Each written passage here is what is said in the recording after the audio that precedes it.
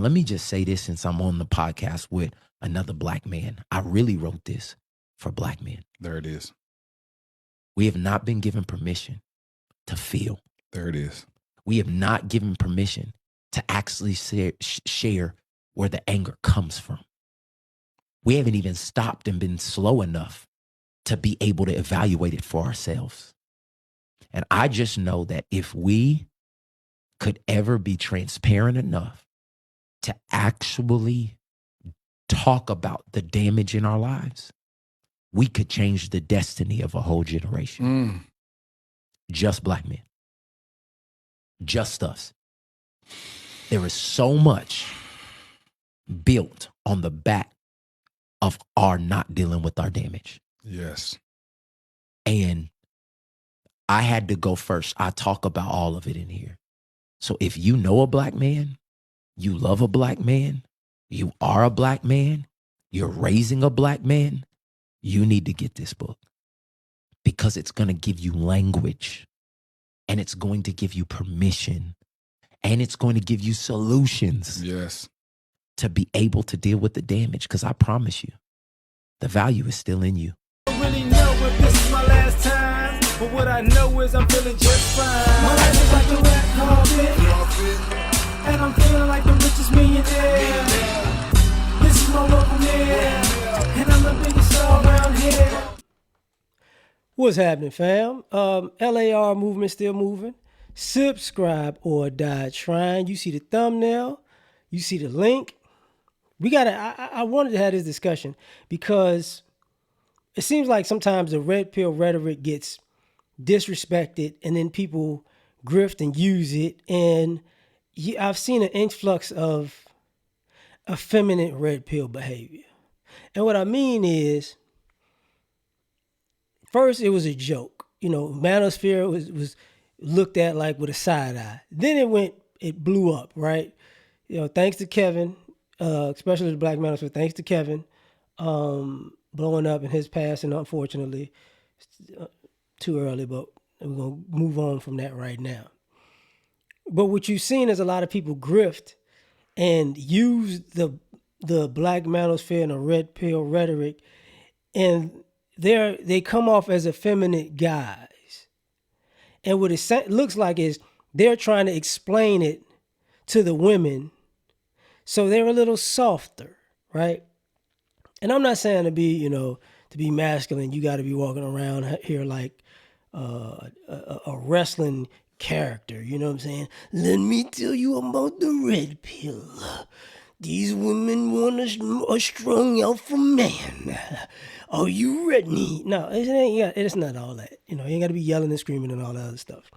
But I used to always talk about like guys who come off with the little poet vibe, that it's supposed to be smooth and subtle and silk and seductive, but it got a little bit of that sass to it. It got a sprinkle of sass, right?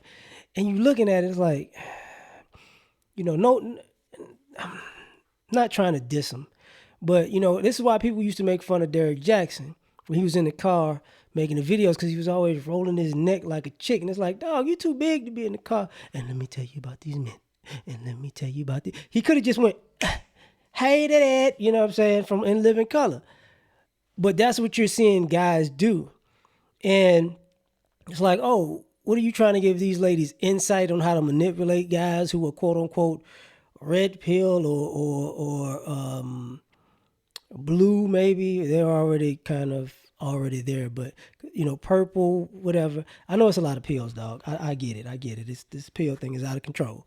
Magic Johnson don't have this many pills, but that's a whole nother story. Let's move on. The issue becomes you're trying to grift around a space to give the message to women, so you can finesse them into basically giving you time, money, and whatever. Adoration, views, blah, blah, blah, blah, blah, right? And you're going to tell them what us guys think when truth be told, you're not really on our side like that. And the reason why I say what I'm saying is because you see a bunch of guys who are searching for solutions for women using parts of this rhetoric. parts of this ideology. But they're not looking for solutions for guys. So that's why I'm saying it's a grift, right?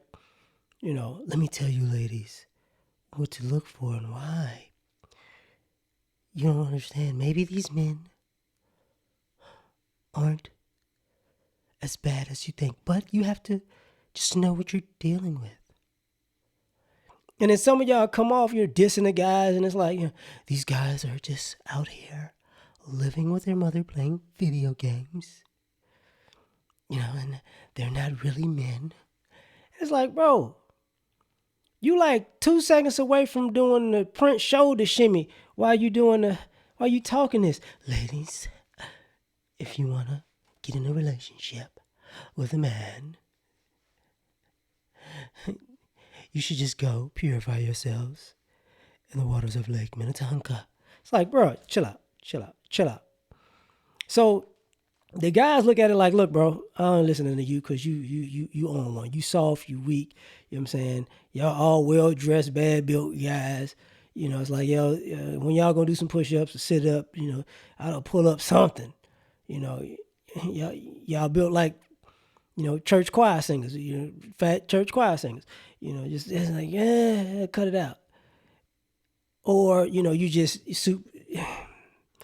you're not athletic for the most part. And why that comes into play is because you want to speak on guys who women would consider quote unquote athletic, but these are guys who had to have some type of confrontation, even just in a competitive sense with other guys at some point in their life. So listening to guys who don't look like they ever actually been in a fight, been in a football game, been in a wrestling match, been in a boxing match, played basketball. Like, it's just like, what did you do? I was the meanest guy on the golf course. Like, go sit down somewhere, dog. Go sit down somewhere. Your competitive spirit is just not where we needed to be for these conversations.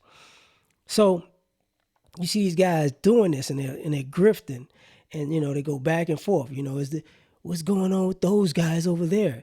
And it's weird because 1 minute they diss, the next minute they take the exact same rhetoric, and then we're gonna flip it. We're gonna use the exact same words, but we just gonna talk soft. That's all we're gonna do. Ladies, I don't know why. Like when I talk about the guys online, I had an issue with the avatars. So many guys are avatars and they nasally, and I know I'm sick now, so I'm nasally, but guys who just sound like they never actually went outside a day of their life. And, let me tell you about what's going on with these guys. Like, where are you from, dog? What are you? Please tell me something. You tripping right now. But the issue becomes, what are these effeminate guys doing for men? Absolutely nothing. Absolutely nothing. And I can't just say disrespect them, hate on them, da-da-da-da-da. No. Because sometimes they're speaking to a demographic of effeminate guys that can understand where they're coming from and a lot. And then some people go, well, maybe you don't have emotional intelligence. It's like, okay. Let's just hypothetically say, let's go down the emotional intelligence thing. Do I have to act squishy on the inside to have emotional intelligence? Do I have to be in touch with myself? Do I have to, do the shoulder shimmy, the Prince shoulder shimmy to have emotional intelligence? Do I have to speak in the way that the ladies would love it to have emotional intelligence? No. Just be a regular person. If it's it's where you process information. And a lot of y'all are expressing and communicating that you process information in a more feminine way. So it's not going to resonate with guys. But the point was never to resonate with guys, because guys, are looking at it like the church. You're catering to the ladies, and you're catering to them, because you can sell them the part of the grift that's an issue is, if you give the women quote unquote the game, which you're not really giving them, but what you are doing is basically grifting to the point where you'll never be questioned, because if anything goes wrong, it's because the men are bad. That's why. It's not because you gave them false information, you gave them false hope. You you finessed them and made them think, their ish didn't stink. And it's like, oh, okay.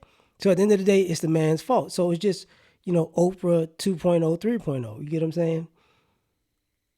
So now you got these guys playing this game. And like I said, some of these guys could gravitate to it because it's a lot more effeminate guys now than I've ever seen in life. So that's how you got to communicate to them. And what I've learned just in society, the biggest issue between men, and the biggest telltale sign between men of being masculine and effeminate is effeminate men can't understand straightforward conversation. If you say just this, and this, they're going to, what? If you're not going all the way around the block to go here, they have an issue with it. I'm going here and I'll be there at 12 and I'm leaving and I'll be there at 1. And I'll see you at 1:30. What? What do you mean? Huh? What?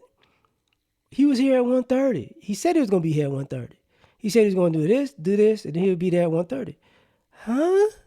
That's not what I heard. So you're dealing with a male split of society where you're going to see two different guys, two different types of guys, an effeminate guy and a masculine guy going in a completely different direction. The problem is, the same thing I was talking earlier about Derek Jackson, is you got these effeminate guys speaking for these masculine guys, and they're not the same. They don't think the same. They don't act the same. They don't move the same. And they know they're being disingenuous. They're doing the same thing that we would say gay guys do, And you ladies, y'all fall for it every time because you want to believe anything about a man from anybody, as long as it's not a straight, masculine man. That's the interesting part. But I'm going to leave it at that. You tell me what you think. Like, share, subscribe, or die trying. Catch y'all on the next one. Fresh is our turn, baby. Peace. All I ask is when you lay your head on that pill at night, I gave you everything I had.